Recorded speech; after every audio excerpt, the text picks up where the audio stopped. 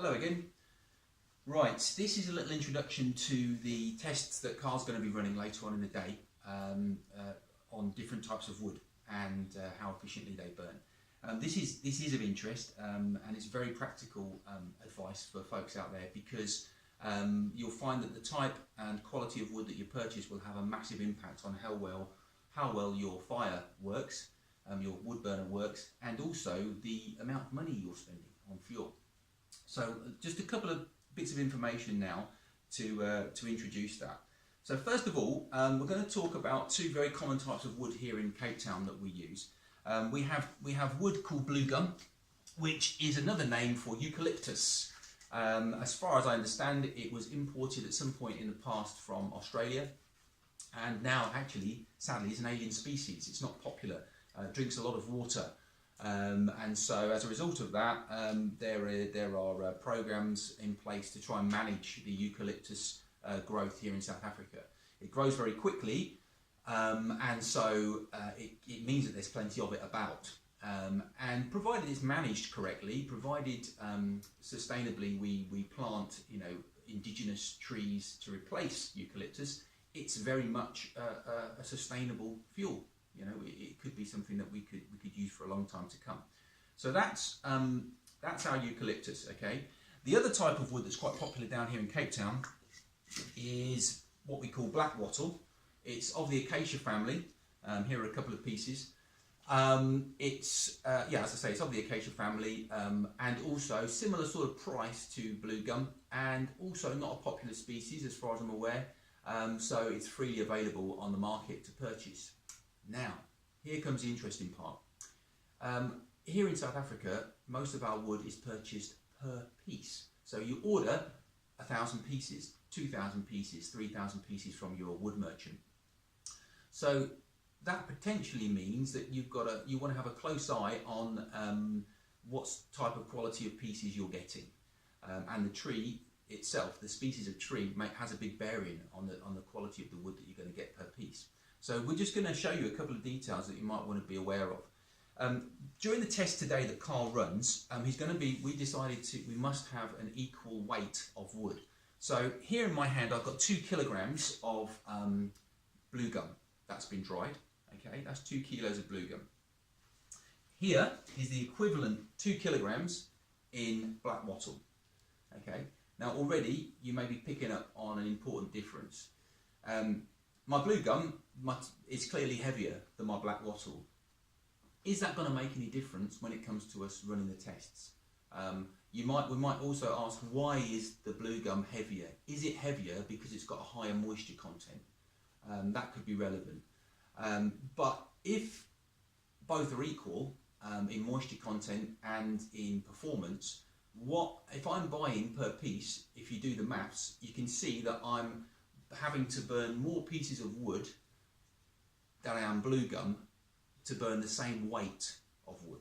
Are you with me? So if when we run these two tests, these two perform equivalently, then basically my blue gum is better value, in short, okay, which is useful for us to know in South Africa. And for those of you in other parts of the world or in parts of South Africa where you don't get these two species, consider how it might have an impact on the weight of wood that you are burning in comparison. So that's the first thing. Second thing I'm going to quickly check for you is the moisture content.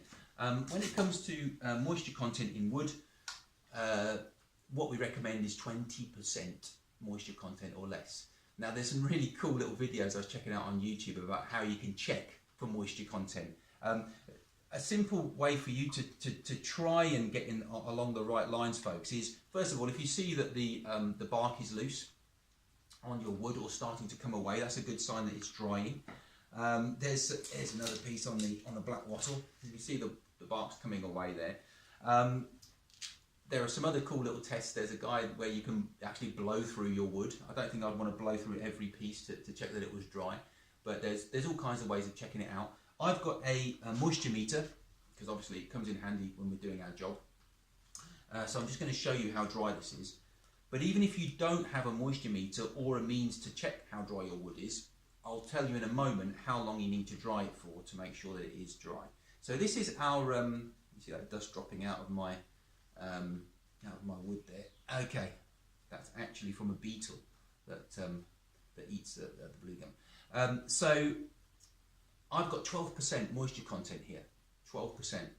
Okay, that is a really good result. That is wood from last year. We purchased this early part of last year. We're now in August, so think 18 months ago. And that would have had 2 summers of drying. So that's really good. Second piece I'm going to check is our black wattle. And same period of time, purchased it at the same time, and we purchased it and it's been dried the same period of time. And our black wattle is bang on 20%. Okay. Now that tells you something interesting. The wood that is lighter, our lighter weight wood, is not necessarily drier or lower moisture content than our heavier blue gum. So that in itself is quite useful to know. Just because our wood is heavier doesn't mean it's any wetter. But we'll see how well they burn. It's not to say that this won't burn any better or any worse. So let's just see what happens when Carl runs the test. So that's the first thing.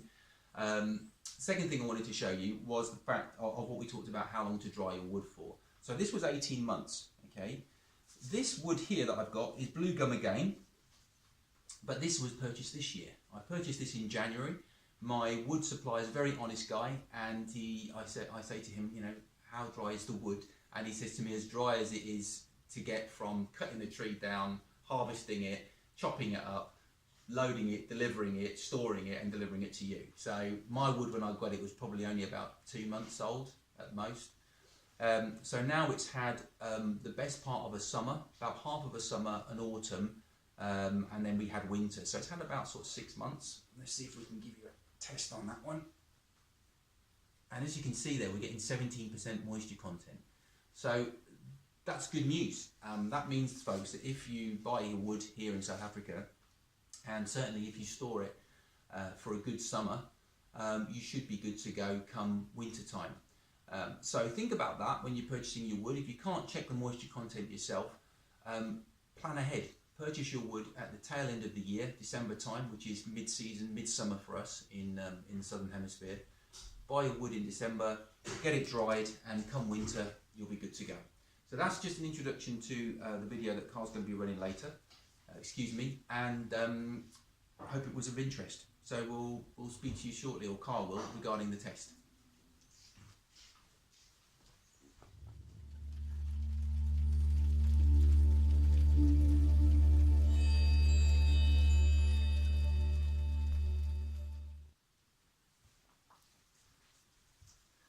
Hello, my name is Kyle, and as my dad mentioned in the previous video, today I'll be conducting the wood tests. For just a quick recap, let's double check the moisture content of our black wattle and then our blue gum.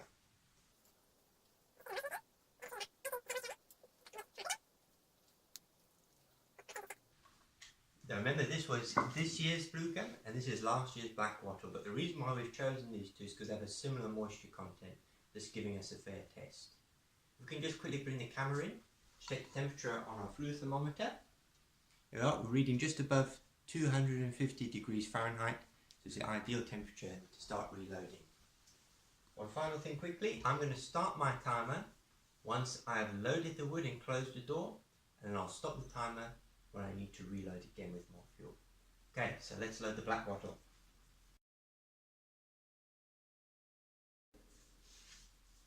I'm going to start my timer. There we go, we'll let that tick over and we'll come back later when it's going and when the fire has been established.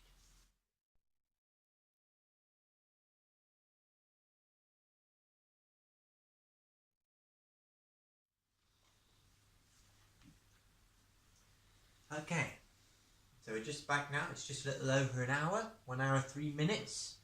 We see on our fluid thermometer we're now back at a similar temperature when we first loaded in our black wattle. I'm now going to bed down the coals in here and then load up the blue gum for the next test.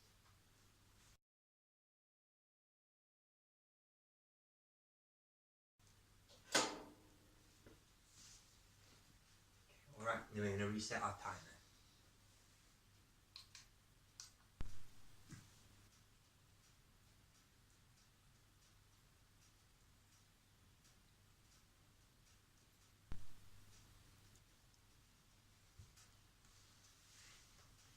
Okay, so on our flue thermometer, we're now back up to the temperature there was with the black water once the fire had been established.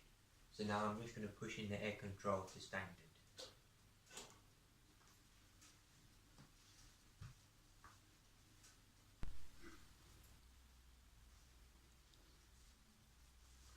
Okay, so I've just come back to my fire now. We can see on the thermometer that we're at a similar temperature as last time at this point with the black wattle. My time on my stopwatch is now 1 hour 30, 1.5 hours. What we can notice with the blue gun inside the firebox is there's still quite a lot of fuel left, meaning that if we're buying our wood per piece, for those of us who do that, the denser woods or harder woods that we're buying are lasting a bit longer whilst maintaining the same temperature as opposed to the lighter woods like black wattle. Also, another thing that remember, I had to use 3 pieces of black wattle to maintain the same temperature, whereas now I've only used 2 pieces of blue gum, so I'm saving more money on that. So later on what we're going to do is we're going to do an overnight burn test between this unit, the Sky 5, the Eco unit, as opposed to the older Cove 2 unit, and do a comparison between those two on the overnight burn.